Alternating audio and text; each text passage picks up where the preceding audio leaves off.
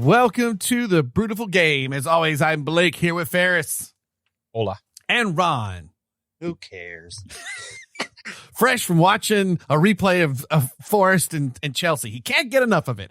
On tonight's episode of the Brewtiful Game, well, goodness, my Arsenal have had themselves just a higher delegation. Heck of a week, y'all. As they now lead the league by 5 points and just yesterday make their first Champions League final in 20 years. We'll then switch gears to Ferris's Manchester United as they are confirmed to be returning to the Champions League next season following their 3-2 win over bitter rivals Liverpool on Sunday. Then in our 2x2 minute drill, we might finally get to Ron's club, who did not have a good week hanging out amongst the Forest. And other things like Tottenham's actually, they won a game. And boy, does that put, I love how it puts Arsenal fans like, oh, we need to win this next one. We could save the Spurs right now. Then as the halftime whistle blows, the ninth wonder of the Premier League platter and we might just end in the bottom half of the table teriyaki steak of the Blue Co. Could we be next year's Spurs? Ron shares with us all the news that's still fit to drink in this edition of Ron's Beer News. Suck it. You ad-libbed on that one, and I appreciate you for that. Thank you. Then for the second half of the pod, once more check in with our Scottish correspondent on the current state of the Scottish Premiership, as well as tell you about the new MLS record. You mean Miles Lewis-Skelly? Oh, the other MLS. Set by our very own cardiac comeback cats of Orlando City in this edition of the La Liga's Roundup. Oops, there we go. My button moved again. I gotta quit that. But first, our beer. We were spending the past hour trying to figure out crap, and we still didn't know who's going to do beer first. Nope, it's all right. You know what? I can go quick first because I don't need to go deep into the brewer. I've gone back to Lancaster Brewing, getting their I don't know if I'd call this flagship. They got famous way back in early craft beer days for their strawberry wheat beer because no one had done that yet, which I just had one recently, and I really liked it. It did not taste syrupy, but it was quite good. Their other one known for is their Hop Hog IPAs, kind of their standard. And I felt like something a little hoppy tonight. So I'm going with their Hop Hog IPA. It's got a nice wild boar on it, which we picked up because I had just told a friend of ours the story of my wife walking out to go to work when we lived in Orlando and running back into the house going, there's 8 wild boar in our front yard, and a utility guy across the street in the back of his truck waving to neighbors to not go out because the wild boar. And then I saw this can. I was like, that's what's happening. So this one here is you're in for a hard charging yet remarkably drinkable brew in our Hop Hog IPA, delivering a solid malt profile, layered hop flavors from Magnum, Citra, and Cascade. We double down on the dry hopping for even more fresh hop character and refreshing flavor. ABV 6%, IBU 60, and it pairs well with Indian and Mexican cuisine, fried foods, grilled meats, all the good stuff. And again, this place, my good buddy, is the head brewer. So we need to like get him on the pod for a chat or something at some point when the soccer news slows down post World Cup or something before everything gets rolling again. And that's my beer. What y'all got? We're going to go across the country because last time I was at Total Wine, which 2 weeks ago, it was a beer that kind of just stuck out at me. So I was like, I'm going to grab it and just kind of store it. And we weren't sure what kind of beer we had, but I had it in the fridge. So we're going over to Bend, Oregon at Deschutes Brewery. You can head over to DeschutesBrewery.com, and we are going to have I like Deschutes. It's been a while since I've had anything by them. I don't know if I've ever had anything from them, to be honest, but we're having the Black Brute Porter from Deschutes Brewery. Black Butte. It got cool here and cold. A porter sounds great right now. Right? So before I get into the beer specifics, a little bit about Deschutes Brewery. Who are we? If you head over there again, DeschutesBrewery.com. In 1988, Gary Fish established a small brew pub in downtown Bend, Oregon, and named it after the Deschutes River. He wanted to build a home for the public, a spot where friends, family, and neighbors would come together over a house brewed pint of beer. After Gary opened the Shoots Brewery and Public House, people started to arrive, hang out, taste our beer and food, and spread the word. In that last year, we sold 310 barrels of beer. Today, things are a little different. The brewery sells more than 225,000 barrels per year, and our beer can be found in all 50 states and even in a few other countries. We've set up more locations and have a brewery and tasting room less than a mile across town in Bend and a second brew pub in downtown Portland, Oregon. We might have gotten bigger, but our mission has stayed the same, creating community over damn tasty beer. Super cool. They also have right below that, they have a Pints documentary, Flagship on the River. So just a really cool site with a lot of info. Join us, Beer Finder, visit us, shop, all that. And a lot of different beer styles as well, which is very, very cool. Like if you go over to like their shop and you go to their beer styles, IPA, pale ale, lager, porter, stout, sour, limited releases, seasonals, all other, cellar door society. Like they just have a whole bunch of stuff. But this is, again, the Black Butte Porter, 5.5% ABV, 30 IBU. Flavor is chocolate, coffee, creamy. Malt, dark chocolate, malt, wheat, crystal 75 malt, premium 2-row malt, carapace malt. Hops, Cascade, and Tentnog. Availability year-round. This is the beer that started it all. Oh, I did not know that. All of it started here. All of it started here. And with notes of rich chocolate and coffee, a luscious creaminess, and a roasted finish, Black Butte Porter doesn't only have fans, it has followers. Tastings, pairings, gatherings, there's nothing the classic can't do. Oh man, I'm excited to have this one. I did not know this is the beer that started it all. So pretty cool. Again, Deschutes Brewery.com from Bend, Oregon. So I'm very excited to be having this. So fast trivia question while we get prepared. What's a butte? It's a butte, Clark. Isn't it like a geographical, a geological thing? A butte? Yes, but be more specific. The rock goes dull against the ocean floor, risen to the top of gravel. I don't think it's that. Is it like a jet out? I don't think so either. I made it up off the top of my head.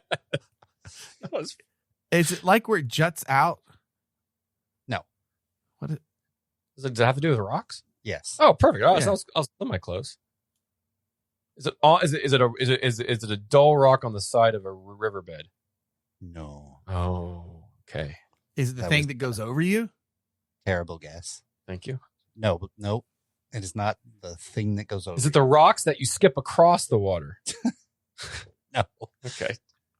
So that have anything to do with the water? Is it the rock that Wile E. Coyote pushes over the ledge? That's hilarious. I feel like buttes show up a lot in Wile E. Coyotes. Mm-hmm. You would be correct. You would be correct. And buttes are all over Wile E. Coyote chasing the Roadrunner. Is it like the rock face of a something? Well, you're getting warmer. It's a rock face that you paint into a tunnel and a train comes through it. And hey! or the Roadrunner runs through the tunnel. And then when Wile E. Coyote tries, he hits the flag. Exactly. No, a butte is what you find in like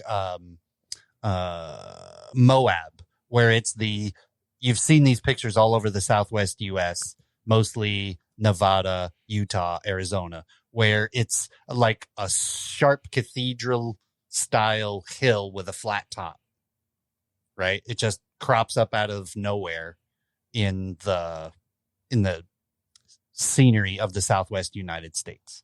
Okay. I'll show you a picture. Hold on. Man, we got a geology lesson, a geography.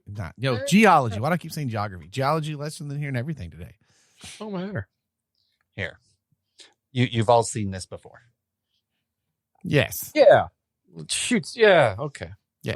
It's like a desert version of a mountain. That's what all I could think of was Wile E. Coyote. I was like, I know it's really steep. Steep, right? yeah. It goes like straight up and straight down, up, almost like it's a flat building topped. that's in the right, and it's flat top. Yeah. I know what you're talking about. Yeah, we've seen it. The oceans created it. We brought water into it. Told you the oceans did something to it. And the Ice Age removed the tops. was many years ago, but the Oceans did something to it. The Oceans did. They done did something. They done did something. All right. Shall we crack this Butte? Let's do it. Black Butte Porter. Oh, man. You know, Ron, when you crack like an IPA and it smells like you're home brewing? Oh, that's when good. it's got that really fresh, like hot. Oh, God, I love that. I think that might be the thing I really miss the most about home brewing. It was fun. It is complicated, hard to do with a child underfoot when you're hoisting 5 gallons of hot liquid. Right. But that smell, God, I love that. I miss that smell.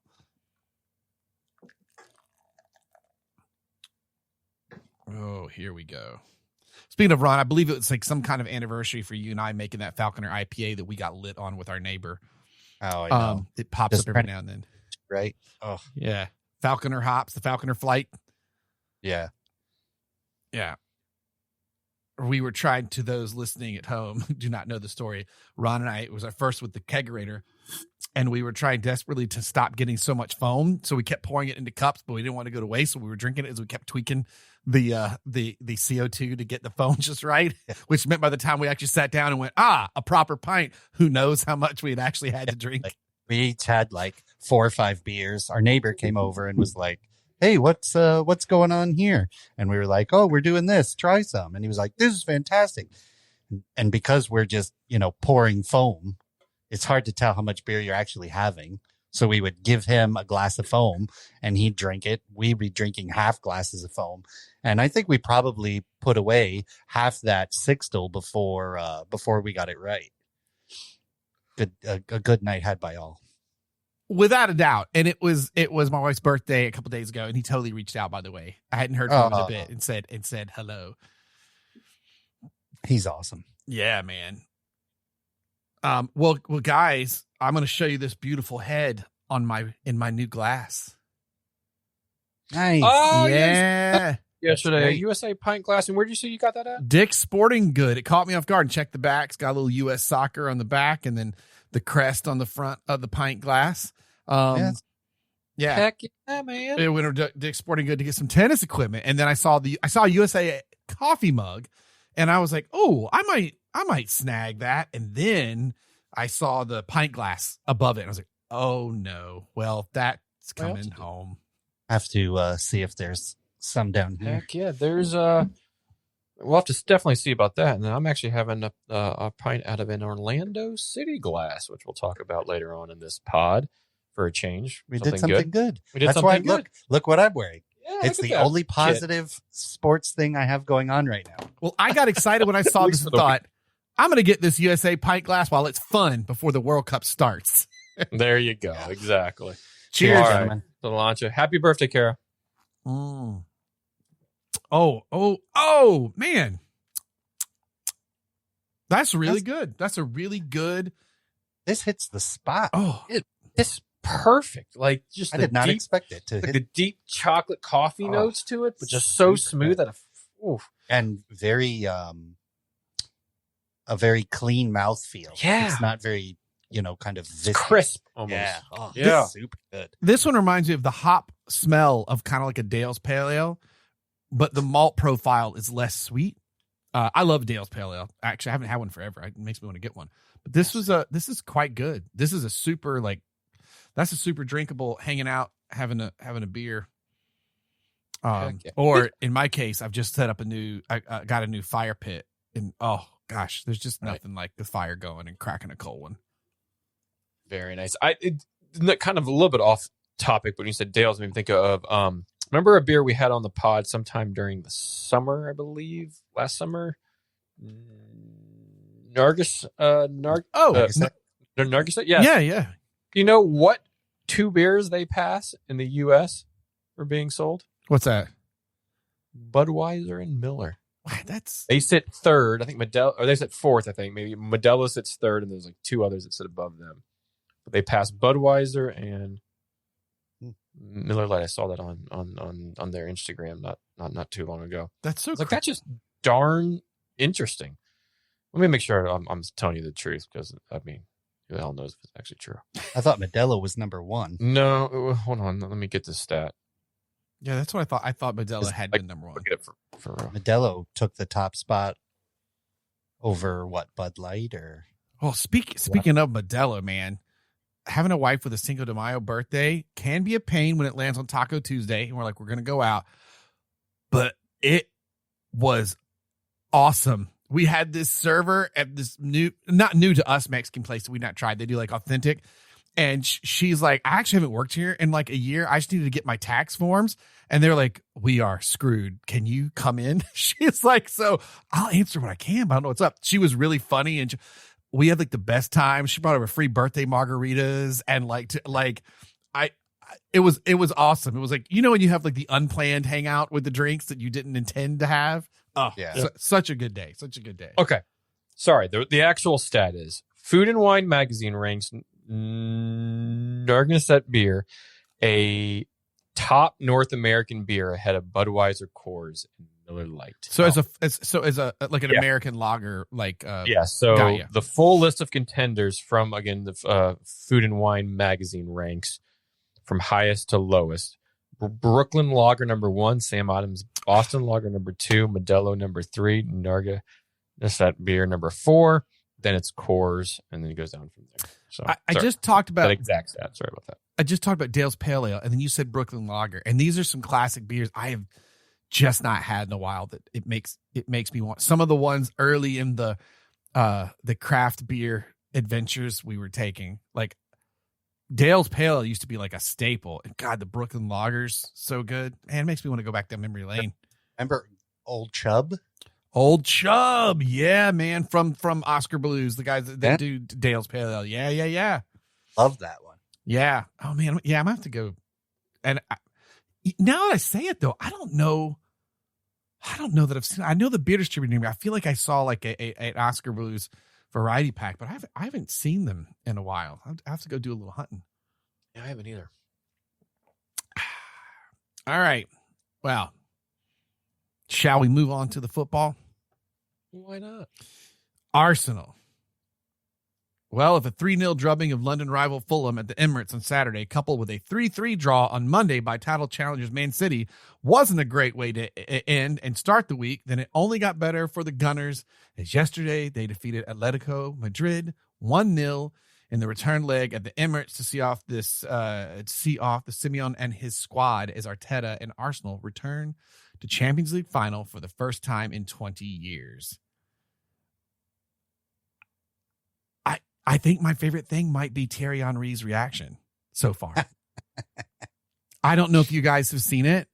No, I didn't. But it's so gentle. I almost got, you got the sings the chant Arsenal, and I almost started chanting, but I was like, that I was watching that before getting on with you guys here on the computer. Like, it's great. Like I don't know, when someone's just like genuinely like really like happy, but in his very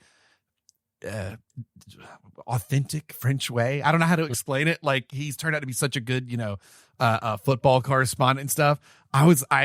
His reaction was like the best. Geez, like 2 weeks ago, like, oh, it's all over. And then to like this, what a like, guys, I can't. Every weekend is a final. There is no, sweet, I'm available to enjoy the game. There's no enjoying these. There hasn't been any enjoying these games. Like, talk about a curse of like having a good season. It's nerve wracking. Oh my God. Well, I mean, listen, as long as you guys keep doing what you did against Atletico, that's been the Arsenal special this year, especially at home. Well, win 1-0, don't concede, and just score literally one more goal than everybody else. And that is the MO of what Arsenal have done this year. And Atletico, that's what they've done to get points. That's what they did to advance to the final. Yes, on the weekend they won 3-0, which was kind of a surprise following the 1-0. Who was the week before that, Blake? Do you remember? Was that Newcastle? Newcastle, yeah.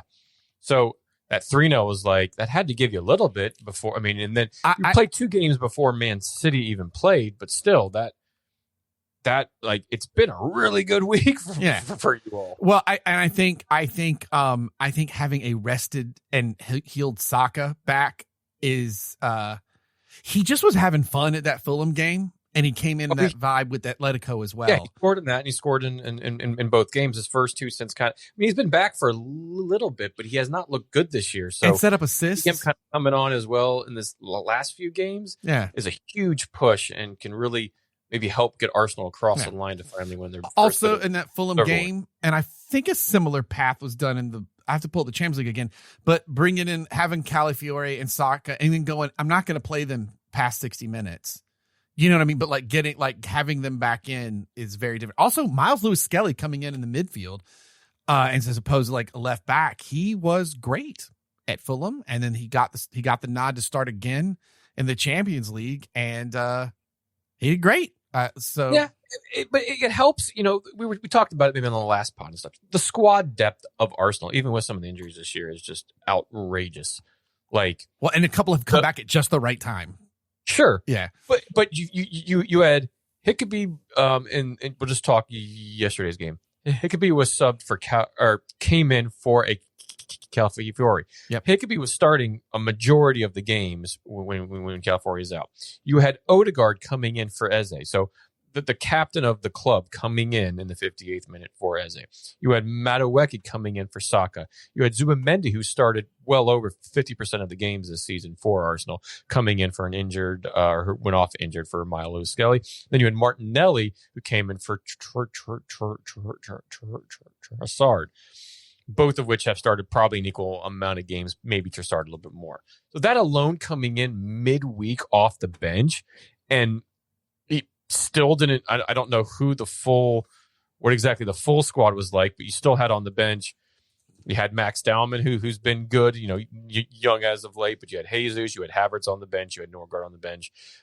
So that the squad depth at this stage of the year is why you have the squad depth. Why they spent extra on some of these players to be the force coming off the bench, to still hold the attack, hold the defense, do all of those things that during this kind of butt end of the season where there's so many games coming fast and hard, that depth is what's could possibly get Arsenal over the line again on this. So that's been key, I think, for Arsenal this season. And the defense for the Champions League has been phenomenal. That's 6 goals conceded and no losses through the Champions League. Yeah. That's huge. I mean, so that even when you see the PSG and Bayern Munich game at 5-6, Arsenal's only had 6 scored against them for the whole run. So, and so I don't know what that's going to mean. Moving forward, you got to win the next one now. But they're doing well. That Fulham, I know everybody's saying it's just Fulham, but it wasn't so much. It was how everyone was clicking together. Made me feel good about that match. It's helped that the last 3 matches in which you've won have all been at Arsenal. Mm-hmm. That helps because I think your home form is just again, we talk about that 1-0 type of home form. It's just been immense. It's almost Arteta has turned the Emirates into kind of this fortress of defense and getting points from pretty much every team that comes there. So to have all 3 of these games you won in this crucial time all be at home has been huge. But and forgive me because I'm not looking forward, but since you mentioned it, I assume this is where we're talking about Man City. That Everton Man City match, holy crap! Wild, wasn't it? Because Man City was up 1-0. Yeah, then within right? 10 minutes of the second half at one point, they were down 3-1. And then I actually turned it off and I was like, wow, City are going to lose. And then next thing I know, I get an alert that City came back and it was 3-3. Yeah, they scored in the 8th minute of 6 minutes of extra time. Everyone's talking about that. Because they've done that a lot this year where it's over the time. I mean, that happened. I mean, no, I know. It's just funny.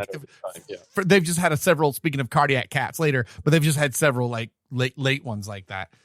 But it's still 2 points dropped. I mean, it is. That's take a huge 2 points dropped, right? And it's not very, that's not a pep team at this time of the year. No, right? not drop to have a lead and then to drop points and then to come back, just wild.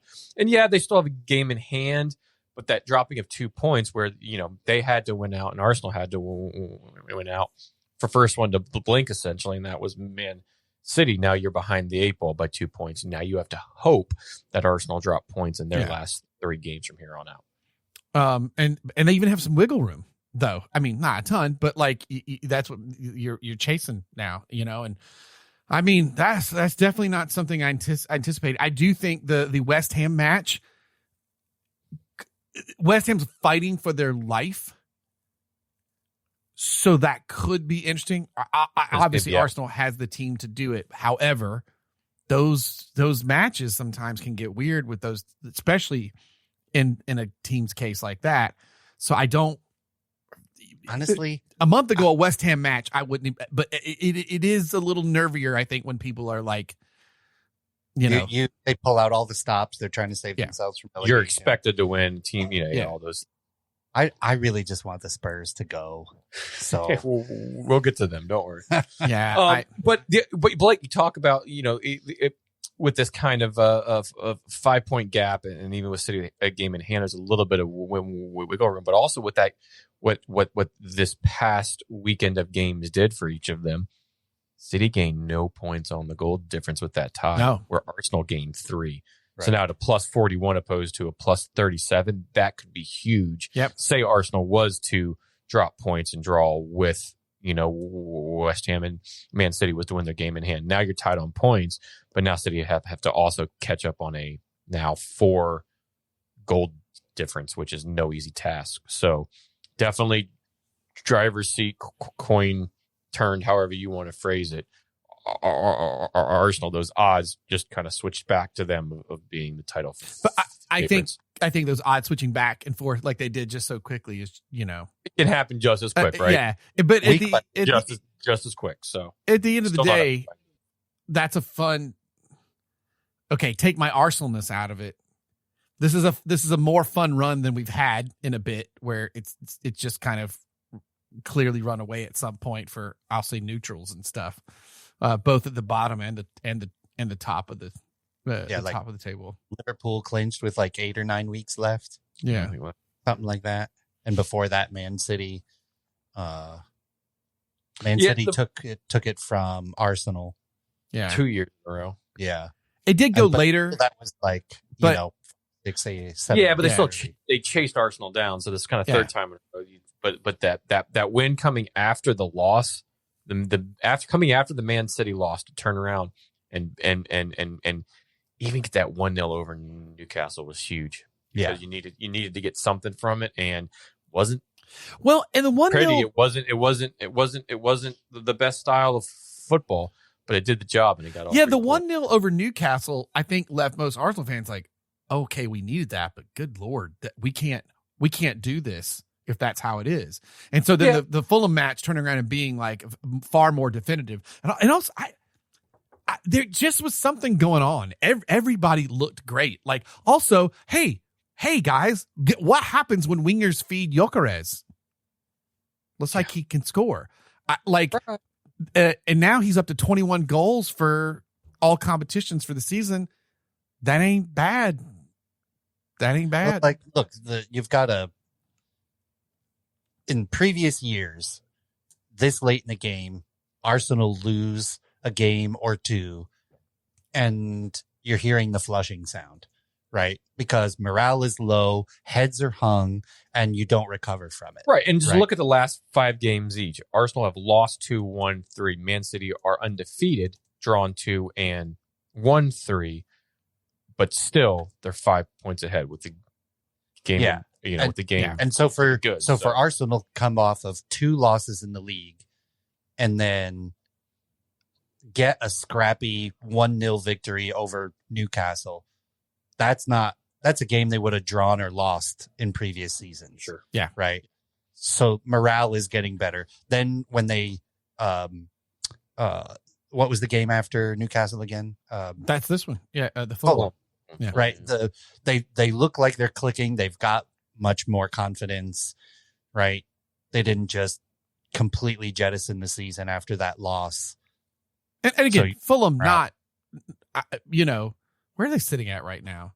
They're 11. 11th, but it feels like they should be lower, except I think they're just wretched teams below them. They've got a negative goal differential. Yeah. Right? It just happens that there are a bunch of worse teams. Yes, I do think it's for fun. So again, I'm not saying like, oh my God, yeah, you beat, but it sort of was the way in which it happened, and it was nice to see people connecting. And again, today, Gyökeres did not, yesterday, Gyökeres did not score in the athletic game with in the Champions League. However, he was awesome. Like his work rate was great and got really high marks for that match. So coming out of the previous one with that confidence, like, it's huge. What's that old quote? Winning is a habit. Unfortunately, so is losing. Sure. Yeah. Two sides of the same coin. Yeah. But I mean, it's just hard to say I'm happy. It's just tired. Every weekend's been the final. Like it's hard to just enjoy how fun that is, I envious of the people in the stadium who got to go nuts and stuff, like at the Champions League semifinal and everything, and just live in that moment so fully. I'll take it. You guys still there? Because I lost your camera. Yeah, we're still there. Yeah, we're still here. I'll figure out the Just camera. Just don't hit the power button on the top. I did that last time. Oh man, yeah. I'd like to say but I can't. I'm like, No, Not yet. No, you're not there. I got yet. no fingernails left for the last 2 months, is how it's been.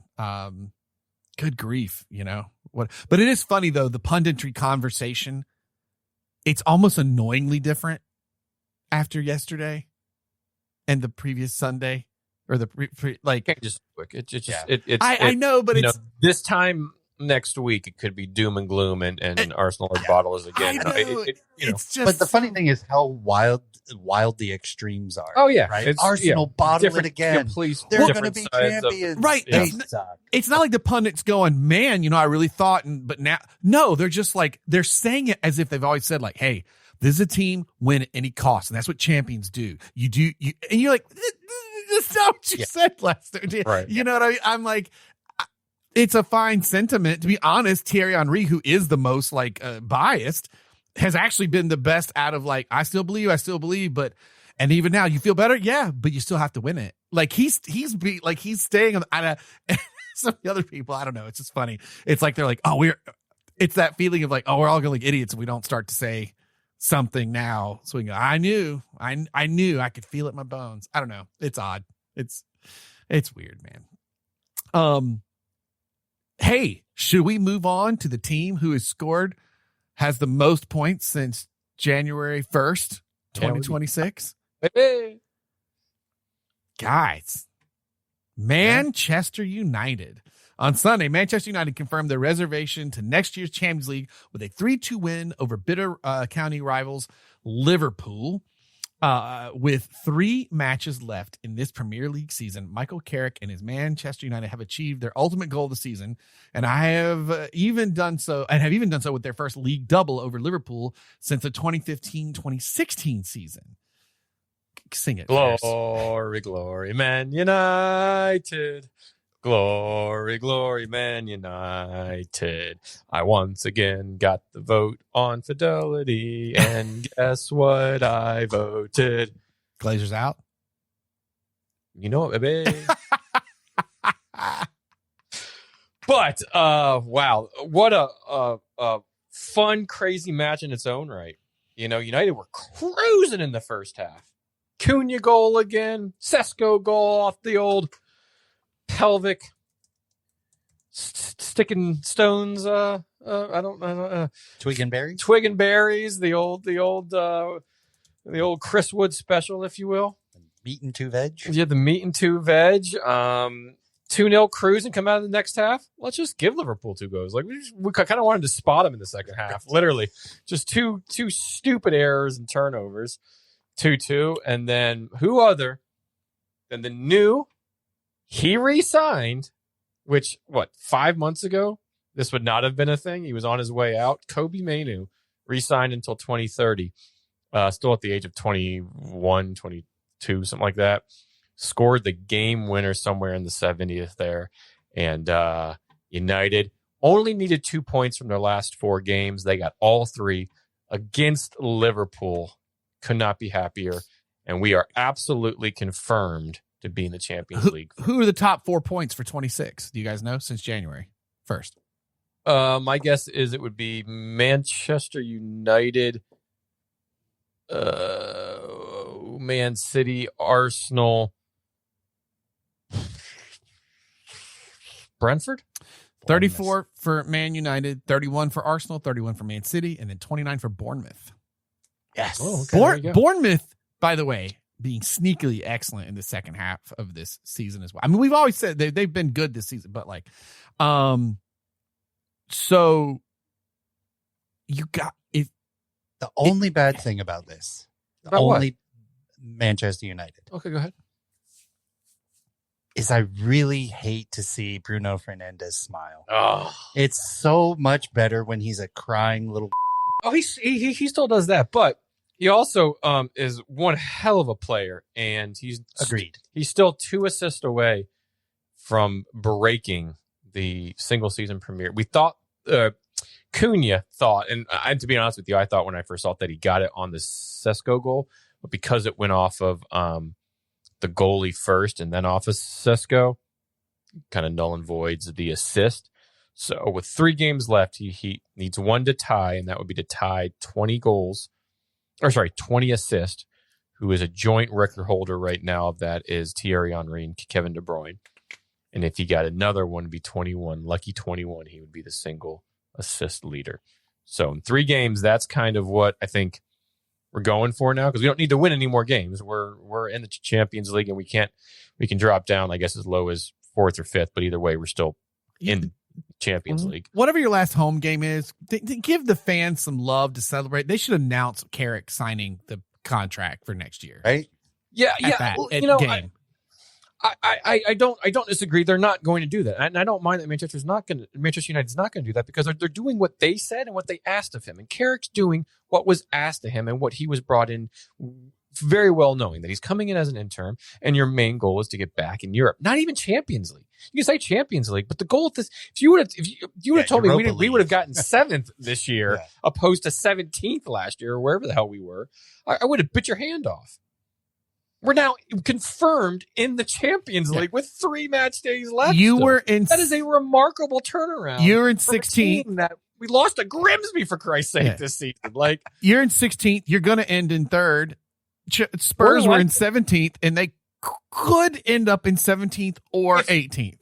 If you would have told me this time last year, hey, you're going to go for a Europa League trophy against Spurs, you can either lose that to Spurs, but you would be in the Champions League, and you would be in the Champions League for next year.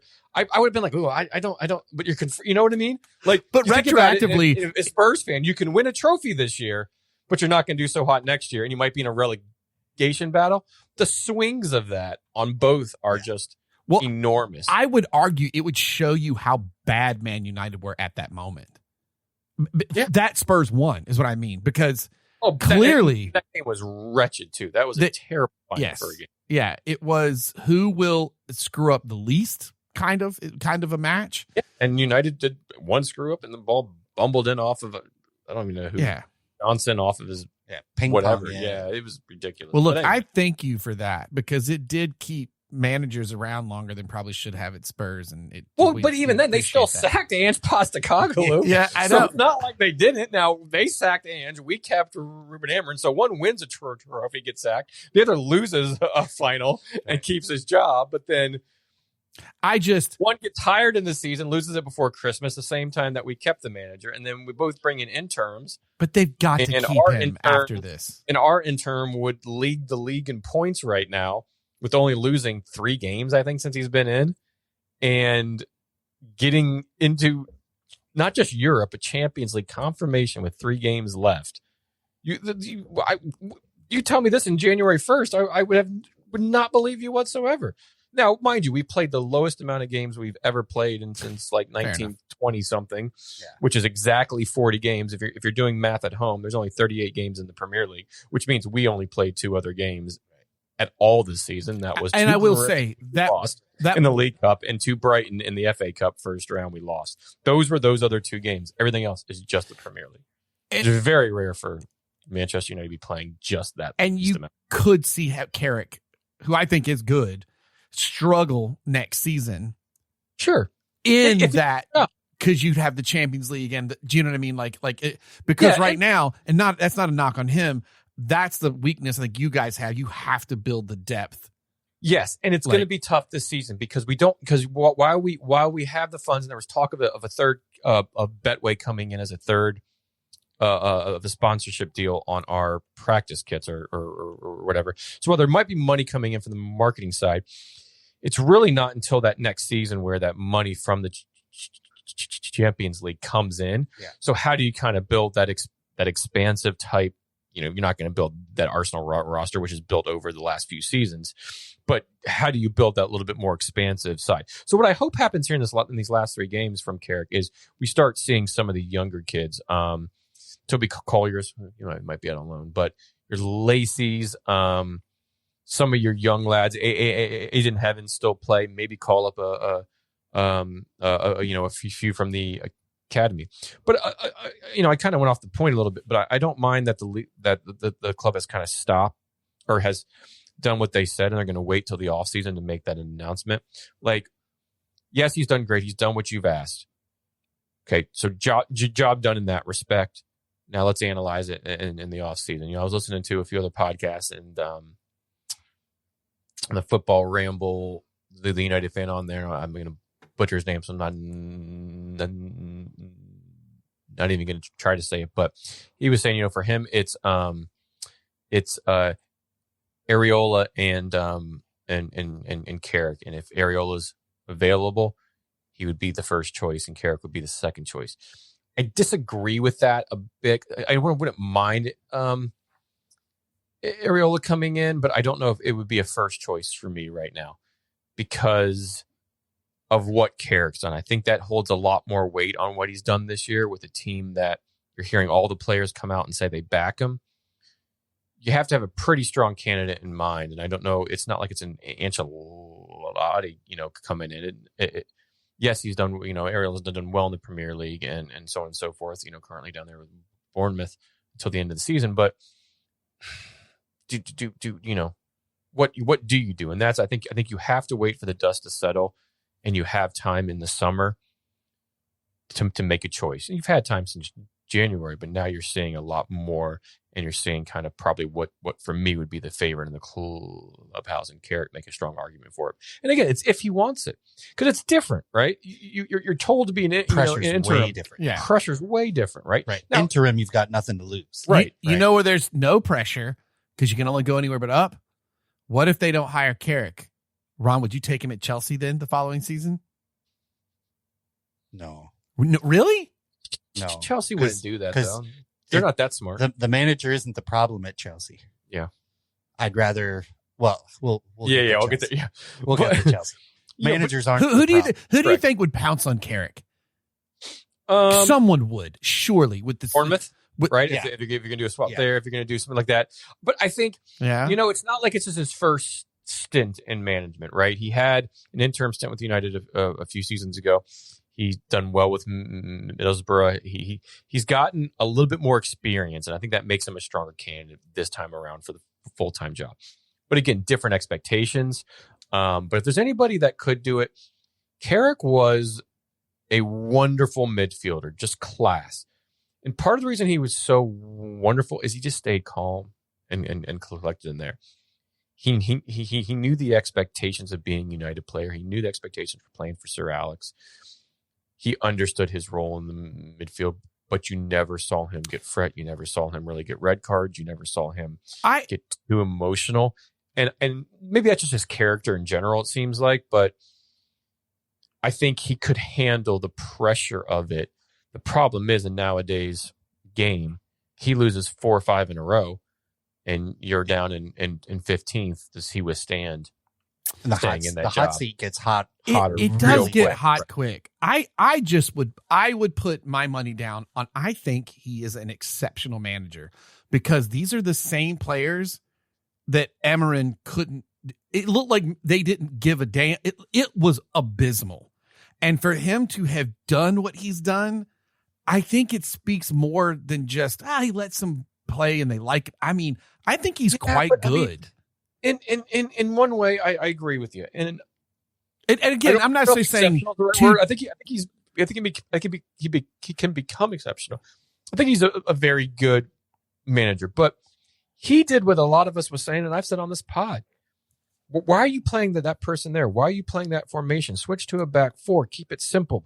Play people in their position. Play Bruno as a number 10. Look at what he's done as a number 10. He might break the assist record, for Christ's sakes, when he had only, I think, 6 prior to that. So he's had, 10 or something, 10 plus since January, because you're playing at a number 10 to where he can create. He can really get on the ball and he can do those things. You're not playing him at number 6 or this kind of hybrid number 8. And is this even Carrick's way of playing, or is it just like, hey, this is formation I know? It's pretty obvious we need to play with a back four, and we need to play, I don't know, in Wemel off to the right, the big lad up the center, Bruno in the 10, get Kobe up next to Casemiro, so you have a wise, older, head with some, with some tread on the tires there, but then you have this young, bright lad that can kind of learn from Casemiro and do more of the box-to-box stuff. It's not rocket science on that he did, but it is. He saw what he had available to him and what needed to be done to get results. Now, he got many more results than what we can expect. But he only had, he had nowhere to go but up. Right. The pressure is relatively light on him. Everyone knows he's interim. So the expectations were already rock bottom. Right. So that, to your point, and while I agree, I don't necessarily think he's exceptional. What he did there was the basics. Yes. And it's paying off. Yeah, right. Exactly. It's not like he has to be a brilliant tactician. Mm-hmm. It's not like he is changing so many things week to week. His subs haven't been great at times either. Yeah. Right. So like there's not a lot of tactical stuff that he is doing. And a manager that's going to take over and shoulder the brunt of the Manchester United mantle going into Champions League is going to have to be a solid tactician. Not that I don't have enough information from a coaching standpoint or a managing standpoint to know that he is a brilliant managing tactician or not, right? That yet remains to be seen. But that's one key thing he so far hasn't specifically demonstrated on a consistent basis that a manager taking over Manchester United is going to have to do. Right. And we forget, it certainly helped that his first 2 games in charge against the top 2 in the table, he beat. That, he could have gotten drubbed, and there could have been we could be talking a whole different thing right now, but to start it off that way, again, was only up from there. Right. It seemed like. So yeah, time will tell, but man, it's a weird feeling, but it just people playing with some freedom, just a sturdy, manager back there doesn't let a whole lot get to him right now, and is seemingly back in the world's biggest stage going into next season. Definitely turned around, and it's good times at the moment to be a Manchester United. It feels like that. It feels like the players are going, oh, this makes sense to us. Yeah. Right. As opposed to what was happening under Amarin and cue ball at the end there. Ten Hag. Yep. Thank you. It seemed like everybody's going, wait, what do I do? Mm-hmm. What? Why? What? And these guys are just. It kind of looks like the what is it, the in Ted Lasso when they take the striker of the Greyhounds, Jamie, to go play in like a pickup game somewhere, or not? No, the captain of the captain, team. yeah, and they take him to go. He's a defender. Mm-hmm. They like take him to go play in a pickup game somewhere, just for the love of the game. Go play. Yeah, and that's kind of the feel you get from the United players now, as opposed to the like oppressed feeling that you got from them pre-January. Yeah, agreed. Hey, look, I hope you don't keep them and you go on your merry-go-round and go with your managers, but I think you should. Piss off, wanker.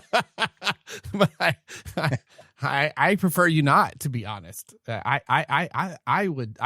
like him, but I don't as a coach. I think he could be quite good. So I think Man United should give him a shot. Especially, yeah, with who's out there right now, that's who I would give the shot. I agree. Because if it's not him, who? And I can't give you a great name off my head right now. All right. Speaking of great names, let's get on over to our 2x2 minute drill. Oh, no. Why did it play that? God, this. Oh, come on. Premature whistle. Premature. I hate it when my whistle's premature. Yeah. May as well give Man City an extra 2 minutes to score a goal. What? This is what happens when. Right. No, yeah, you got to give him another 2 minutes. Got to go to 99 minutes on that 97. All right. So here we go. We will give Ron a few moments here before we get too far in on this match week 35 of Premier League. So he can ruminate on his upcoming thoughts as we first start with two other London clubs, Tottenham and West Ham. And wouldn't you know it, but this past weekend, they swap places as Tottenham now find themselves out of the relegation zone for now as they sit 1 point above West Ham now in the relegation zone. Spurs beat Villa 2-1 while Brentford West Ham 3-0 despite the Hammers hitting the post 4 times. Who do you got surviving? Who the hell knows? So yeah. Spurs are probably going to stay up. Because I don't know, man. The West Ham run isn't all that favorable. So, it's much more likely that... Yeah, because they have Arsenal coming this week, and then... Yeah, I can also see both of them losing 2 more times, and then Spurs lose their third one, and they win their third one. You know what I mean? West Ham's got a harder schedule. I think. West Ham, I don't know. I think Spurs have... I think Spurs. I think Spurs have a harder one, to be honest with you, because I do too. West Ham have Arsenal, obviously not easy, but then they go away to Newcastle and they host Leeds. Newcastle's where Newcastle is; they're not great, and Leeds are pretty much they're at 43 points. They're confirmed to stay up. Where Tottenham have Leeds this week, they host Leeds again. Leeds are confirmed up, but they haven't lost in 5. Then they go get Chelsea, so that's a win for Tottenham. Yes. And then on the last day, they're playing with Everton. Everton's still in a shot for a Europa place. I don't know. Europe place. So I think that's a little bit harder of a schedule. I think Everton throws down, especially after this Man City thing. I don't know that they beat Chelsea, man. Chelsea's got to get one. Joke. I agree. That's not an easy match. We will not be in opposition to very much. I mean... I don't know. Garnacho might get another tattoo before the season's over, though. The problem is, I just, much like we talked about the pundits and the other ones, everybody you see Spurs are going to do it. I'm like, guys, that's one game. Well, and the other thing that we have to mention here, just as close as it is at the top between points and goal difference, obviously Spurs on 37 points, West Ham on 36, 17th and 18th respectively. But Spurs on a -9 opposed to West Ham on a -19. It could come down to a goal difference, at which point West Ham would not win out that battle. No. Even if because they're not going to score 10 statistically, plus goals over. Yeah. Statistically, Tottenham's going to stay up, right? But I'd really rather they get relegated. I love right now, stuff like when Lincoln City won their league and their chants are all about going to play Tottenham and stuff, has been hysterical. So, even if Spurs survive, they are a joke of this season.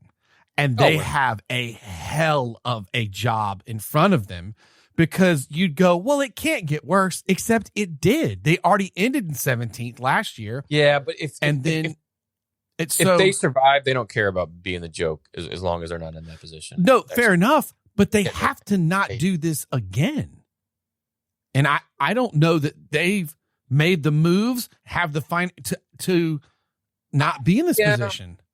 I think De Zerbi would you get a summer whatnot. Plus, can their injuries get any worse? Because De Zerbi fired by December, dude. You know why? Not because of him, because of the club. I don't think so. We'll see what happens. Yeah. Honestly, we'll see what happens when the beginning of next season, everybody comes back healthy. You've had some key playmakers of Tottenham injured for a majority of the season. Kulusevski, no Madison, no Kudus. So the midfield is Swiss cheese. The the defense is in a shambles because there's no one there to help marshal or protect them. Of course, the ball's not getting to any of the attacking people because no one can hold on to the ball that long. So, of course, they're in this crap position. I think De Zerbi with a fit squad is going to be a different animal next year. I agree.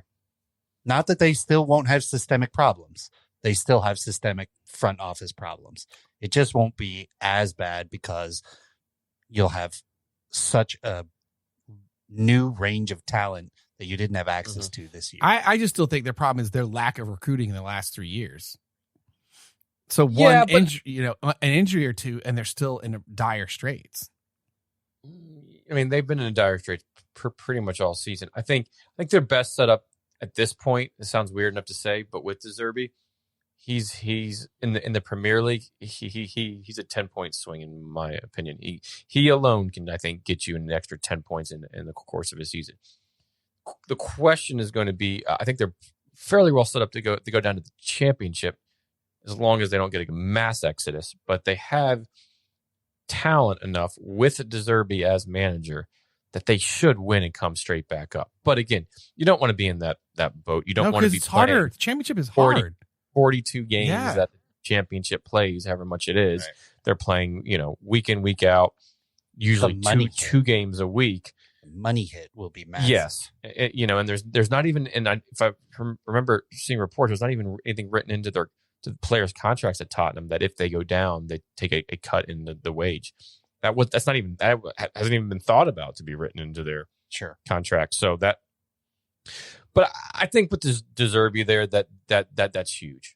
And I think going in the next year for the Premier League, he's a 10-point swing. He alone can get you an extra 10-point season.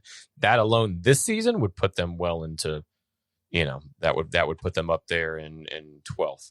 So very much safe, and obviously not anywhere near in the boat. Not great season, but if you just take that into account. And I know we got to move on, but WTF Villa, they are the most inconsistent good team. Right. Speaking of them, if you want to hit that horn, we'll go right into the next one. There you go. So we mentioned them in the last time, but Brentford in the race and this European places is fresh on as Bournemouth in 6th, Brentford in 7th, Brighton in 8th, and maybe even Chelsea, Everton, and Fulham in 9th, 10th, and 11th, respectively, are all within 4 points of each other, with a total of 9 points possible left available for each. Oh, and even that last place Champions League spot of 5th could be up for some. I think at least for Bournemouth, Brentford, and Brighton, it's up for it. As Villa are only on 58 points. So that's 8 points. There's 9 points up for grabs. Brighton on 50 points could theoretically get 9 points and surpass them. Obviously, could get past Brentford and Bournemouth, but it's possible. So, all in all, who do we think are going to, at the very least, make the European and Conference League spaces? But if Aston Villa does drop out, who's getting into the Champions League? Well, before you answer that, consider the following run of games for Villa: Burnley, Liverpool, Man City. And that Burnley one's not even guaranteed with how they have been. I mean, Burnley have lost a lot. What, five straight or something? Sure, yeah. but right now Villa is like, they win that. Liverpool's going to be tight because right now they're tight on points for the 4th and 5th, but both of those teams are not guaranteed to be in Champions League quite yet. And then obviously Man City, right? Is that what you said? Yeah. they're City obviously from the they're last going to game. be fighting for the table. So it's in theory, you win one, maybe lose two. That's enough for a Bournemouth or Brentford if they win out. Instead, Sneak they're on gonna, up. they're going to sneak up past them. Yeah. What is up with Villa? Like what is this like? A lot of games. A lot of games. They also started a weak squad against Tottenham, and West Ham fans aren't too happy about it. But it's because Villa are up for in Europe this year. They have Forest tomorrow in the Europa League second leg. I think it's ahead Forest 1-0 right now. So they're in line that they could make a Europa League if they beat Forest. They could make a European Cup final. So it's not like they're just playing these next 3 Premier League games. They have the minimum of 4, and they could be playing an extra one in there. So yeah, they started a weak squad against or a weekend squad, right? You started Tammy Abraham up front, you started Ross Barkley in the middle, Sancho off, and Rodgers on either side, but no Ole, Watkins. He came in as a sub. No Buendia, he came on as a sub. Digne was on the bench. Douglas Luiz was on the bench. So you had some starters here that would usually be playing. Kanza all on the bench to try to save them for what tomorrow's game is going to be in the Europa League. Yeah. Like also, probably 3 of Villa's most important players are all injured in Tielemans, McGinn, and the best, one of my favorite names to say in all the Premier League is Boubacar Kamara. Oh, good show. Right. All 3 of those guys injured and completely disrupting the team's structure and reduced their overall intensity, right? Then, of course, you've got squad management and fatigue because they're not used to, nor do they have the depth to play Champions League football as well as the Premier League, right? There's some tactical predictability because of those injuries, right? And so everybody kind of has, the good teams have Villa's number, right? So that explains a ton of the inconsistency there. For sure. And also Bournemouth doing really well. Bournemouth's next matches are like Forest and Fulham. These are winnable games for them, to make that leap.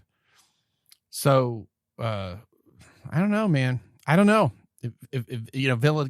Then I guess if they win the Europa, they would get into Champions League, and we're gonna. There's a weird butchered this, but there was something that was shared on the podcast I was listening to the other day where you could have 6 teams in the Champions League. Yeah. If I can't even go through it, but it involves either Nottingham or somebody winning the Europa League. Then this team beats that team beats this team, this other team. Basically, your 3 Bs all have to beat each other, and then one of them has to win the Europa League. I got you. Okay, You ready real quick? Yeah. If Villa wins the Europa League and finishes 5th in the Premier League, 6th place team will qualify for the Champions League due to the extra European performance slot. If Villa wins and finishes in the top 4, only the top 5 teams qualify. And the extra spot does not pass down. So that makes it sound a lot easier. Yeah, I mean, but it's still, there's a lot of ifs. So key scenarios: Villa win plus 5th place, 1st, 2nd, 3rd, 4th, 5th, and 6th place teams all Champions League. Villa win top 4 finish, 1st, 2nd, 3rd, 4th, and 5th place qualify for Champions League. Villa win plus they end up in 7th place or lower, based on what you were saying. 1st, 2nd, 3rd, 4th, and 5th qualify, with Villa taking a 6th spot to Champions League if they finish below 5th. Yeah, so I mean, it's like, it is a...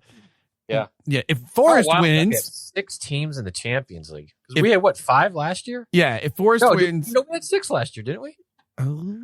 Top 5 made it, and then Tottenham won Europa. Yeah, so it would happen again. So if Forest wins instead, as mentioned, they take the 6th spot, increasing England's participants. And so, yeah, that's crazy, man. And sorry to make this one a long one. It's why it's hard for English teams to go far in these things, because a lot of the other teams that are at the top that go far, their leagues are already decided. Their positions are decided. You know what I mean? Like, and they start resting players and stuff. And when you think about like, God, six teams could go from the Premier League. Geez, it's really hard to hang. And also I would say most of the other leagues are not nearly as competitive. No, that's what I'm saying. Like yeah, those teams like look at the Spanish league, right? There's usually 2 teams in the top 2, predictably, most of the time. Mm-hmm. The rest of the season is, the rest of the teams are light years behind. So you already know those 2 teams. Because there's such a disparity in those teams. Yeah. Right. It's predictable every year who's going in and who's not. And you have your proverbial top 4, but to that point, I was in Tampa this week at McDitton's Irish pub, great, and a great soccer bar in general, good Irish pub there in Tampa. Also the Manchester United supporter group, and I was watching it with a friend that I got out there, and he doesn't know that much about soccer. He's mainly, the American sports and hockey. So I was explaining to him a few things, and he was asking, a few things and about other leagues and that sort of stuff. And when the Champions League came up about how United are that and the teams that they play, it's like, well, they play all these other leagues. I start going through it, and really the Premier League is the only one where you could have 3 to 4 different teams win the league each year. You don't get that in Spain, to your point. Or France. You don't get that in France usually, right? Occasional year, but it's mainly PSG. You don't get that in Germany because Bayern's won everything but the last, was it 2 seasons ago that Bayern Leverkusen won. Italy is probably, to me, is your next one where you could have anywhere from an AC Milan, a Juventus, and Inter, who is confirmed as winners of the Scudetto. So congrats to Forza Inter. I should have wore that kit tonight. But and then Napoli, who won it last year. So Italy, for me, from top to bottom, is probably the next competitive. But the Premier League from top to bottom by far is the most competitive. The only other one that could also be that, the Championship, is just as competitive. Sure. With that, but obviously you're talking your top 5 leagues, right? Is it by far is the most parity, ridden, competitive, different teams, winning it, but at least 3 of the top 5 teams, you always have those 3 teams winning. I mean, and you don't have far back in history to look to see an upstart team come by and win the entire Premier League. Yeah, which are not going down to the 3rd division. Right. But the point remains that you have the ability for these underdog teams to go far. Mm-hmm. I feel like we've delayed the inevitable. All right. Ferris and I are going to lean back, relax. And I might even snag another beer here. Let this Ron rant wash over us. Well, gentlemen, we sacked another manager a couple of weeks ago. And seemed to be working out for us. We made the FA Cup final. Isn't that lovely? Lovely. Congratulations. And we're going up against Manchester City. However, we got absolutely ourselves in the damn Tricky Trees game. You serious, Clark? I'm absolutely serious. How did we lose 3-0 until the very gasp of the end of the game, and then we got probably our goal of the season from Joao Pedro in the coolest bicycle kick that has happened this year for the loveliest consolation prize of the season? If I woke up tomorrow with my head sewn to the carpet, I wouldn't be more surprised than I am right now. Your first goal in 12 matches, right? Not 12, 8. Something like that. Was it only the longest goal? It's the longest goal drought we've had consecutively in 112 years. Clark, it's the gift that keeps on giving the whole year. You shove that straight up your. Bend over and I'll show you.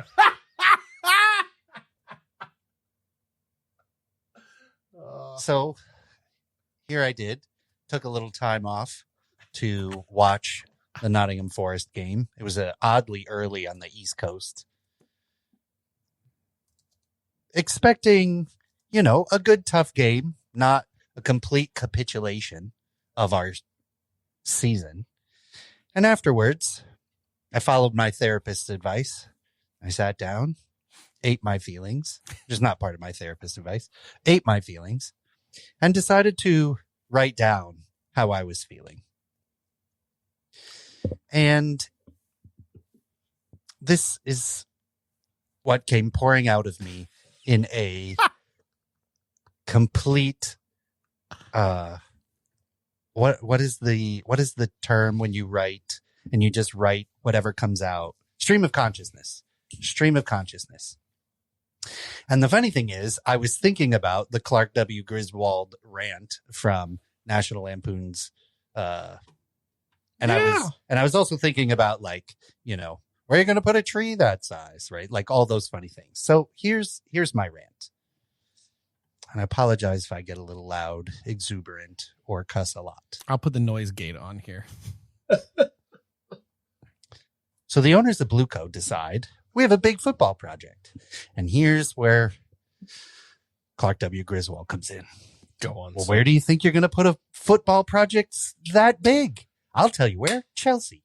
You can shove it right next to the 8-year contracts, the 47 wingers, 25 goalkeepers, and £1 billion that you spent creating the football equivalent of a LinkedIn networking event. The most expensive underage 8 side in footballing history. Are you fucking kidding me? Honestly, what the hell is the club anymore? Every transfer window is the same damn nonsense. Chelsea are monitoring an exciting 17-year-old from South America. No shit. Because apparently the master plan is to dominate world football in 2036 after everybody hits puberty and finishes algebra.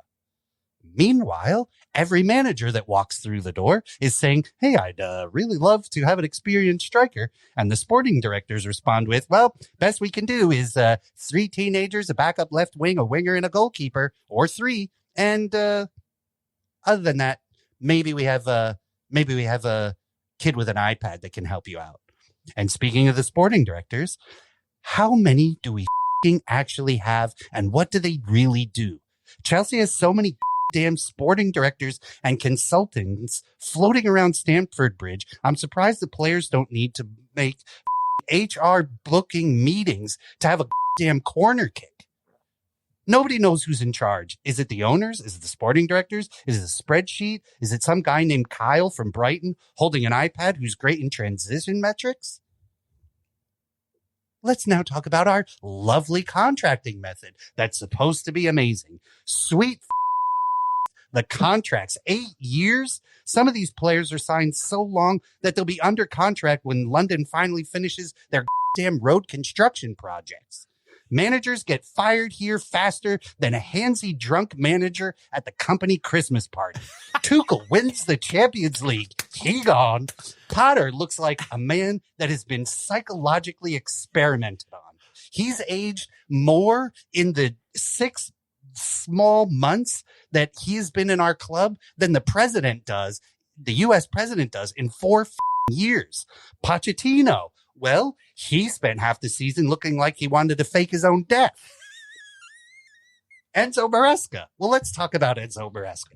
He won the World Cup, the Club World Cup in style, playing great football, taking on PSG. And then he had to be in one of Chelsea's sporting directors' meetings. And then he decided it was time to upgrade his LinkedIn profile to hashtag open to work. Liam Rosenior.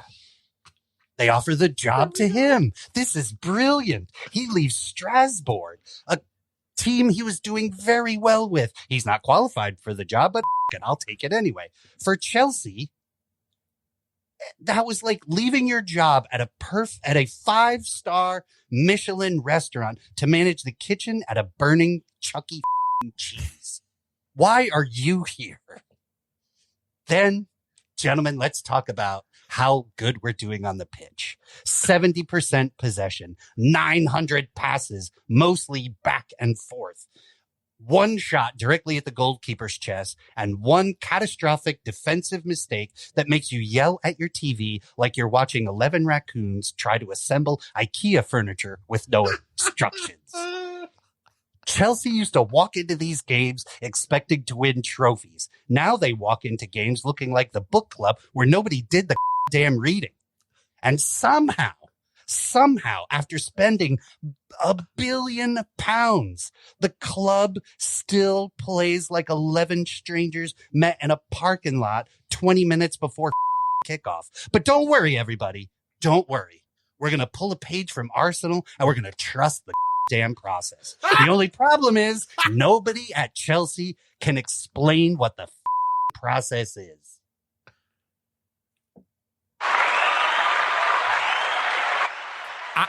I'm going to be honest. I ain't trying to be rude. I'm going to blow the horn. Ferris, we have nothing to add to that.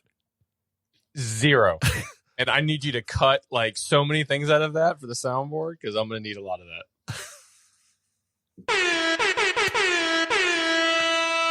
God, that was friggin' brilliant. Well done. Well done.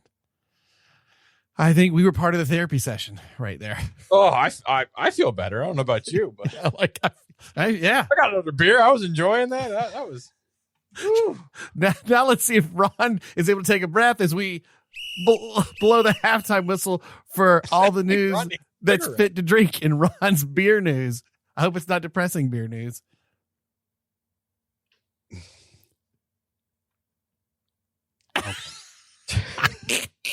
God bless it. I just like, it's not even like flames coming out the side of my face. Nope. It's just like a smolder right now. Hey, listen, I've been there as early as last season when I did a Clark Griswold rant. So it's that was very well done though. That's yeah.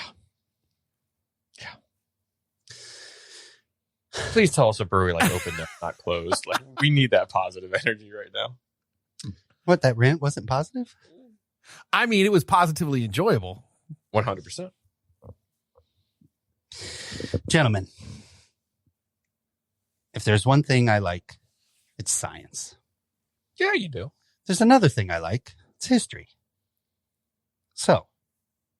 And what? Nicholas Jackson. Gentlemen, a 4,000-year-old tablet found in an archaeological dig reveals magic spells that kings feared and a beer receipt. A receipt, not a recipe, but a receipt? Receipt. Long forgot. What's that? Was it upgraded to the newest iOS? Yeah. A long-forgotten ancient tablet has been decoded, uncovering a mix of magic, politics, and the daily life from early civilizations.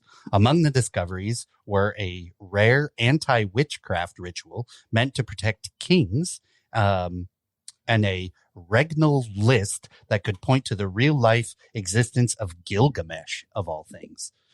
Some texts reveal correspondence between rulers, while others show the rise of complex bureaucracies. One tablet even records something as ordinary and relatable as a receipt for beer. Like from like the 7-Eleven back then, or like what? It's like a beer tab, right? Yeah. Like a beer tab? Yeah. As about 5,200 years ago, people in what is now Iraq and Syria began pressing symbols into clay to record information. This early writing system, known as cuneiform, helped support the rise of complex cities and organized governments by allowing people to track goods, money, people, decisions, all that kind of stuff. So over the past century, the National Museum has assembled a significant collection of these tablets. Until recently, however, none of them have been fully studied. So researchers from the museum and the University of Copenhagen have now completed the first comprehensive effort to analyze, identify, and digitize the entire collection as part of a Hidden Treasures National Museum's cuneiform collection. So as the team examined the tablets in detail, they found a wide range of content, including letters back and forth to people, accounting records, medical instructions, and, quote, magical texts. A particularly important group comes from Assyrian city of Hama, first explored by the Danish in the 1930s. So in 720 BC, Assyrian forces destroyed the city and carried off many of its valuables to their capital, located in modern-day Iraq. Some of the tablets were left behind in ruins and eventually became, part of the National Museum's collection. So the texts in the collection that originate from Hama, if I'm pronouncing that right, are almost 3,000 years old and deal with medical treatments and magical incantations. They had been left behind in the remains of what we believe must have been some sort of temple library or, some sort of repository for texts. So according to the scientists, one of the clay tablets turned out to contain the anti-witchcraft rituals. Other ones had, inventories of various things, and one of them is a beer receipt for what seems to be 10 barrels of beer at the time. That's just so cool. That stuff still exists in the world right now. Do you know what's even better about that? I'm seeing an article on MSN.com. One of the things is, what did the ancient beer taste like? I can see why you went this route.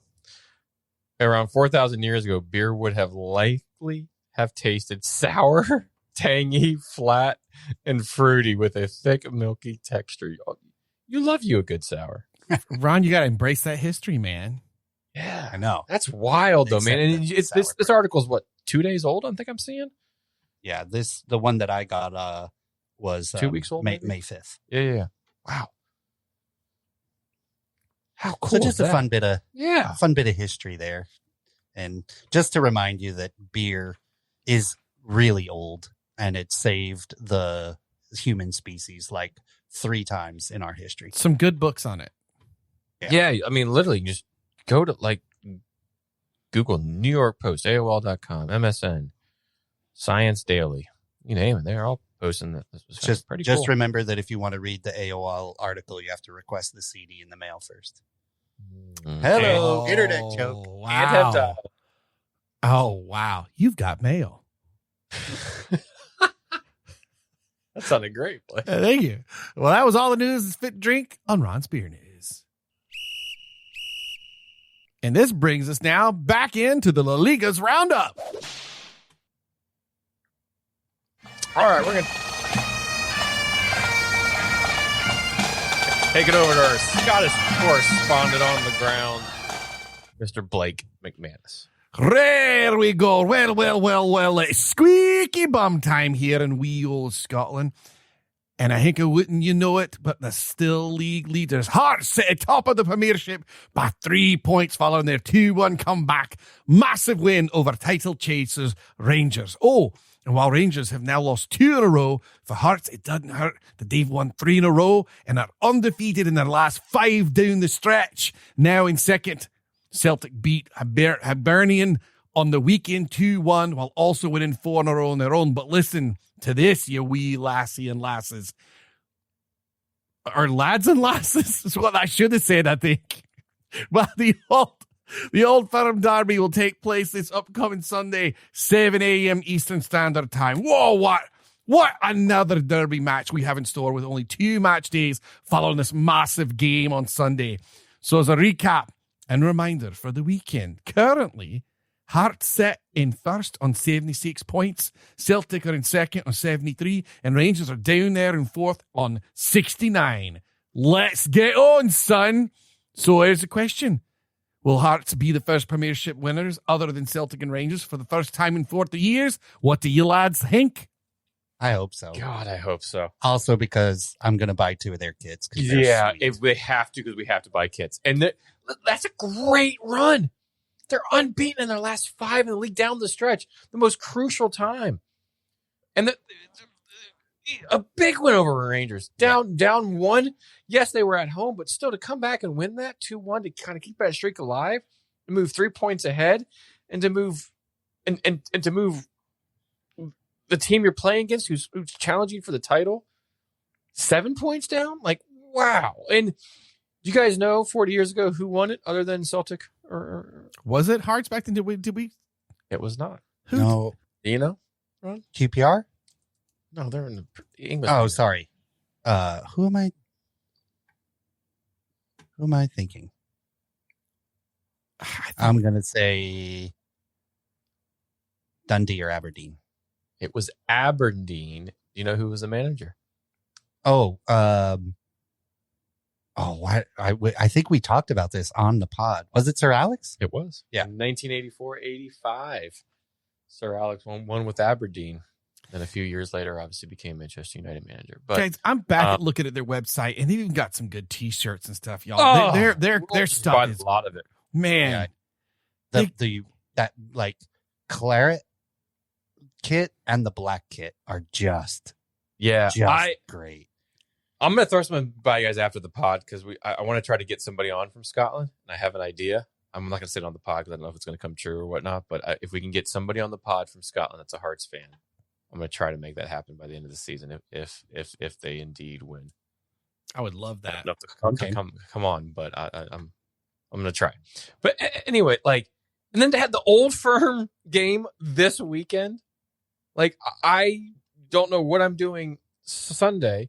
I might be playing soccer. I may not. I may be going home to see mom, but I'm not going to be going as early as 7 a.m. I'm going to be up. I'm going to watch. Oh, wait, who carries that now? I forget. CBS. CBS. Or Paramount. Yeah. But that's awesome.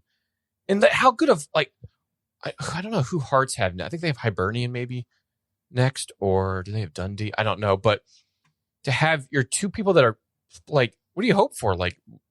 A draw, just a 1-1 draw? You get nothing, or a -1. You hope a meteor hits the stadium. Exactly. But to have those 2 squaring off against each other, would you want Rangers to win to get you to 71 points? I don't know. And then if you win, you're 8 points ahead of them with 2 games left. They can't catch you at that point then. So that's probably what you want, assuming that you went out. Yeah. Yeah, that would be because if probably the best result. Yeah, because if what I say, there's 3 match days remaining. So if Hearts wins on the weekends, that gets them to 79 points. If Rangers was to beat Celtic, that keeps Celtic at 73 and moves Rangers to 72. You're 8 points away from Hearts at that point, which means with 2 games remaining, 6 points left. Rangers are still out. Yeah, Rangers are out of the title race. Yeah, you're 8-7. Right? At that point, if Hearts win and Rangers win, Rangers are out of it. But Celtic are still within 6 points. Ferris, the away kit's on sale, by the way. Which one's that? It's the white one with the maroon stripes. Sharp. Yeah. I can't do a white kit. I know, but I don't have a whole lot of white kits. The white kit looks great for the red heart. It pops on there. It looks like it does. The claret and the black though is just gorgeous. Do we wait till next year and get it with I don't know, do they do stars on it, or they do anything fun on it? I'm just afraid they won't have that kit. Yeah, fair enough. Fair enough. I know. That's fair. Yeah. Even the goalkeeper kit. Get it. I know. They have a hoodie for training? Yeah. Wow. That white with the stripes, though. Oh, sold. Done and done. Yeah. You're right. It's 38% off. Yeah, man. Long sleeve adult away. Sign me up. $56? That is. We should just put a mass order together and. Man, I'm going to put that in maybe one of those hoodies in my. We're over here supplying Ferris's addiction. Yeah, I got a lot of jerseys, but that's wow. Look at that black one. They do look good. Oh man, that is a freaking sharp kit. The away jersey, $56. Who is it? I don't know if they run small or whatnot. 2XL. It is tough doing kits on order. It's sometimes can be tricky to know. Yeah. Free UK to delivery. I spend $9 more. I mean, you know somebody in the UK. Oh, you do? It's but true. that's only getting shipped to the UK. Then you're going to have to small details. Get it over here. Amazing. Wow. That is so cool. Shall we move on to a little more local news? Yeah. As we close out the pod. We won't go over all the MLS, but if you weren't paying attention to MLS this weekend, wow, what a game. To be honest with you, I didn't tune in until fairly late because it was at the Pride game, but a Florida derby. Inter Miami hosted Orlando City. To give you a little context, Inter Miami without their head coach, same with Orlando City, both head coachless. Miami opened up a new stadium, the new stadium, NU Stadium. It's literally NU and stadium. Anyways, don't even know if it's in Miami. It may be in Miami, it may be in Sunrise, it may be in Fort Lauderdale. Who the hell knows where it's actually at? But point being, they played 3 games there, have drawn all 3 games, have yet to win at their new stadium. In the first half, it was the messy show. A goal, 2 assists, 3-0. You're like, wow, this game's over. And we ain't been good. Orlando City capitulated once again at the hands of Messi. Just torched Orlando City in that first half. Now, it was 3-1 because Martin Ojeda got a goal in the 39th minute. A really good goal. Turned around, left footer, bottom corner, bang, son. 3-1 and a half. You're like, this. Just Miami were so good in the first half. There was no. You're like, what the heck? Then it was a complete flip of the switch. Awesome. Like a complete flip of the switch. In the 68th minute, another Ojeda goal. So that brings him to 2. And then 10 minutes later, a pen, Ojeda for the hat trick. Yes, we have the best Argentine in the state, number 10, Martin Ojeda, with a hat trick in this game. That brought it level to 3-3. I had turned it on just after the penalty, I think. It was 3-3. Watched the last 10 minutes. Man, it was fun. I don't know what's his name for Inter Miami didn't get a card. Like him and what's the blonde? Dorsey were going at it, and then there was like retaliation. Anyways, and then in the 90 minute +3, and I think there was like +8 or something like that in the game. Tyrese Spicer of Trinidad and Tobago, both of them.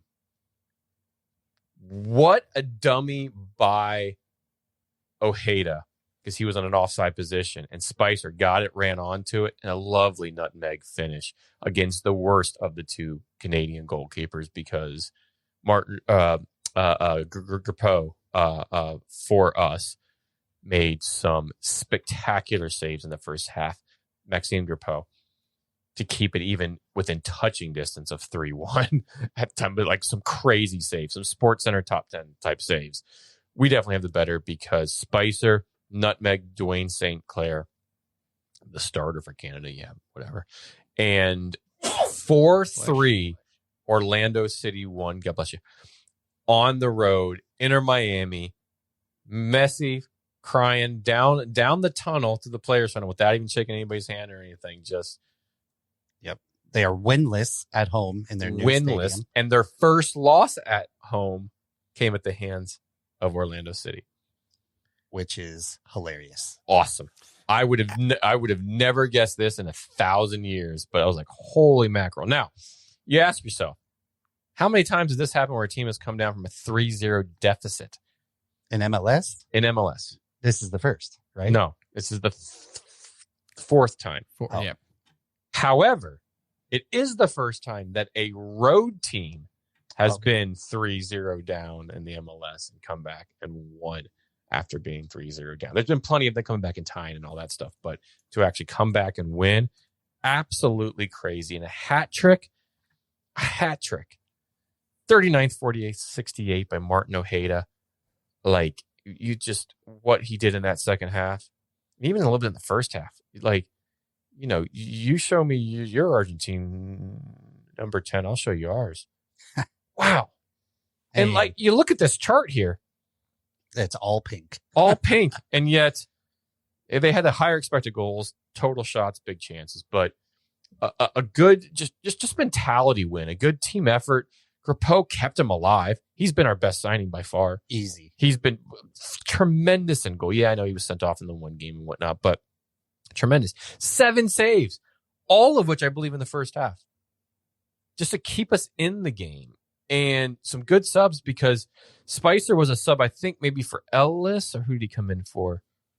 Ellis? I think it was Ellis. McGuire came in. He made a big change. He didn't get on the stat sheet, but he really just kind of helped to hold the ball up and did very well there in the second half. And just a good team win, a good mentality win, a good heart win, a good game for not giving up in games and continuing to push forward, although you're getting your butt spanked in the first half. Yeah. And I there's not been a lot to cheer about positive for Orlando City this season, but listen. This win will live on for a bit. For a long while, and will only help when Antoine Griezmann gets here. And I was going to say, you know what? There's something to this. Speaking of wild for Orlando, how nuts to be watching coverage of all day long of the semifinal for the Champions League, and Orlando City's name just continually dropped the entire time. Yeah, because it's kind of sad, but Antoine Griezmann, who's been one of my favorite players in Spain and in the world, but played a majority of his time with Atletico Madrid, didn't win anything with them. The one year that Atletico Madrid won stuff, he had signed with Barcelona for a season or two, came back, and they didn't win anything. So he leaves the club. He's going to be a club legend of Atletico Madrid. Yes, he's won a World Cup, so you can't really cry too much for him. But, you know, to not win there, now he's going to come over to Orlando City in August. Excited to have him. Going to be great. I think there's so many fallacies with Orlando City. For a lot of young people too. Having Janssen's back's huge. There's a lot of things there that is not quite. This game was great, but it was a microcosm of what the season's been. Orlando City, some of the other stats have started off the worst ever in MLS history. Like, just not good stats there. But this was massive, and to hand it to the team down south, to hand them their first loss in their brand new spanking stadium, to show the talent that we do have on the attacking front, and to, you know, show that our number 10 is not being paid by Apple and Adidas and your mom, his mom, their mom, the president of the United States, anybody else you want to name that he's possibly being paid by FIFA, that he can score a hat trick and go up yours. Like, he didn't do it that, you know, scored a hat trick and he still celebrated the team, but still, that's a massive win. And, you know, where's Orlando City? Still bottom of the table, but not all that. Points wise, hold on, it's taken a while for yeah, they're in 13th, but they have 10 points, and 9th place NYCFC is at 12. Team, though, the worst by 5 goals of the league. But I'll take that win over Inter Miami, no matter where we are in the table or how the season's going. Yeah. Any day of the week. Amen to that. And we advanced to the semifinals. No, to the quarterfinals in the Lamar Hunt. Yep. It was a good week for Orlando City last week. One of the other fun things to come out of this is all the stories of Messi arguing with his teammates and telling them how unacceptable the crash was. And I mean, he's not wrong. No. I mean, what was the FUTMOB rating of their center back, which he's a David Luiz type. Like, I hate so 3.9? much. 3.9 for Maximiliano Falcone. Yeah, he was absolutely god awful. And I don't think he's a very good center back to begin with. That's part of their problem there in Miami. They don't have the best back line. Midfield's better. Attack, Suarez got an assist. Great, but he's far and few between from actually playing anywhere near 60 minutes. Their main signing, Jermaine Bertarami, he didn't really do anything. I'm not saying that name correct, but like Segovia got a goal and assist. He's the one that probably should have gotten carded with the dust up there with Dorsey. But yeah, all in all, it's just one of those games that Apple TV talked about a lot. I watched a lot of just unbelievable. Like this is one of the best wins in MLS history for the comeback and for everything involved with it. So kind of cool for Orlando City to be a part of that and come good on the other side there for a change. I'll take it. And yeah, absolutely. As I have another beer in my Orlando City glass, Vamos Orlando. And that has been your La Liga's Roundup. All right, beers of the pod. I know Ferris just grabbed him a Tupac Porter. I sure did. I kept with the porter theme tonight, but our main beer was, and a very, very good because I downed it so darn quick, Deschutes Black Butte Porter out of Bend, Oregon. Very, very cool. Again, DeschutesBrewery.com. And I had a Hop Hog IPA from Lancaster Brewing, and it was delicious. As always, follow us on the Brewtiful Game. Leave a rating review on whatever podcatcher you listen to us on, Apple Podcasts, whatever. Tell your friends, your families, your loved ones, strangers about us. I want you on the street corners with a megaphone making people insane. And also follow us on the Untapped for where all these beers and stuff will end up. Ferris, you got us a Zlatan quote? I do, but before that, do you see who else was going to join the Fox crew for the World Cup this summer? I did not. Oh, wasn't Zlatan? Yes, he was. Yeah. But somebody else. Who other than Jameis Winston? Oh, that's random. Oh, wow. Yes. Interesting. He's joining the Fox coverage of the World Cup this summer. That's exactly who I would have guessed. A personality for sure. But Yeah. I also didn't see Alexi Lawless on there. he's like de facto on there. I have no clue. This is wild. wild. How did I not see this? This is what a wild. Literally, I just to the one that you're talking about. I just sent that Fox Sports FIFA Cup correspondent, James Winston, will be there. Are you sure you didn't see what's his I didn't. name? I was viewing it on my phone, so it is possible I missed it. But I didn't see Alexi him on Lawless. there. Oh, he has to be on there. No, that's kind of like You can't get rid of him, no matter how much you wanna. that's fair. That's hysterical. All right, studio team. That doesn't help much. Fox studio team. Oh, Rebecca Lowe. Did you know that? I did. I did not know that. Yes. Getting a little hiatus from NBC. Thierry Henry. You might know him. Zlatan Ibrahimovic. Javier Hernandez. Clarence Seedorf. Peter Schmeichel. And then who's next? So I don't know. And then welcome to Fox Sports. Obviously Peter Schmeichel. They're doing a lot of the. They're just kind of snagging people from all the various ones. God bless you. Blake. Sorry. Woof. Oh, are you? I got. Okay, here it is. Hold on. All right. Ian Crocker, JP Teller. Oh no, these are all the broadcasters. So he's not going to be on the broadcasters. I don't think he's going to be a broadcaster. Oh, maybe that's the list that was. Yeah, I mean, you have some freaking great names here, though. Ian Crocker, JP Della Camera, Ian Dark, Derek Ray. Love me some Derek Ray. And James Darren Winston. Fletcher, Jackie Oatley, Mark Scott, John Strong, Tyler Terrens, reporters, Katie Shannon, Jenny Taft, Jeff Shreves. You have your Warren Bartons, your Landon Donovans, all match analysis, along with Morris Adu, Robert Green, Stu Holden, Danny Higginbottom, Owen Hargreaves, Kobe Jones. You just got a statue outside of the Galaxy, by the way, so well done there. And Laura Lindsay.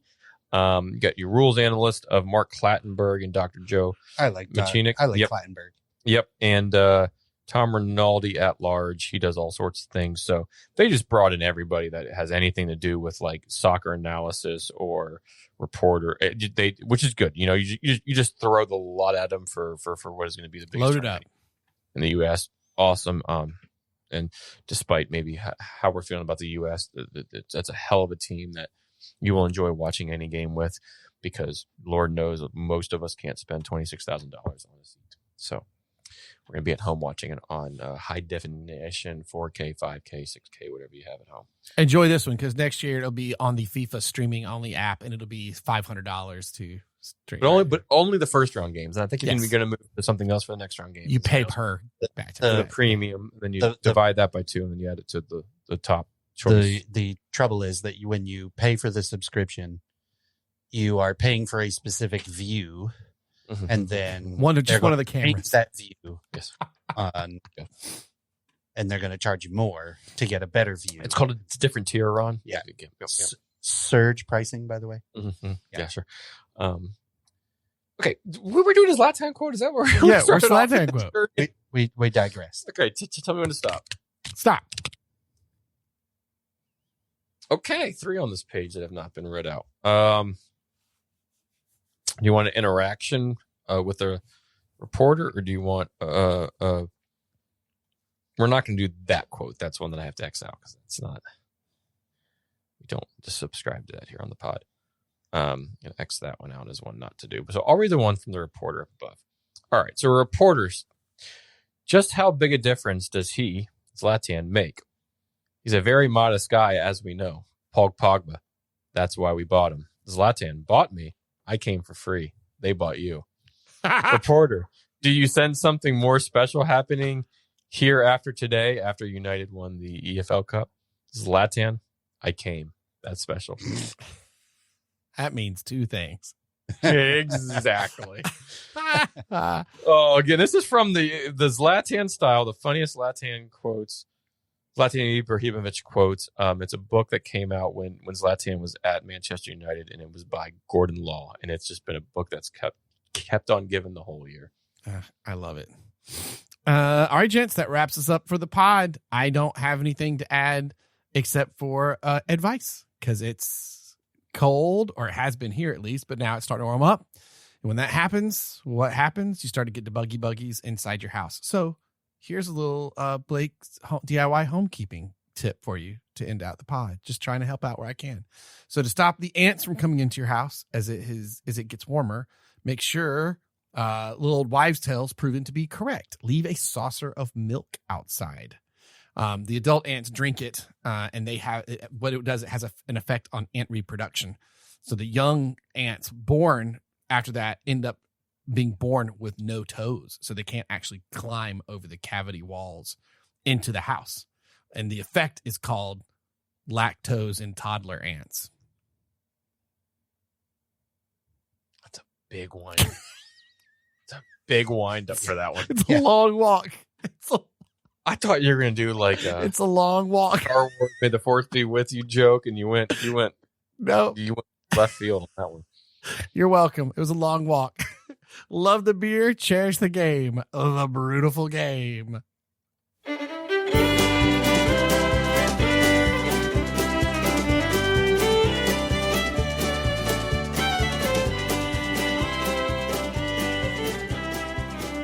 There's only one Zlatan.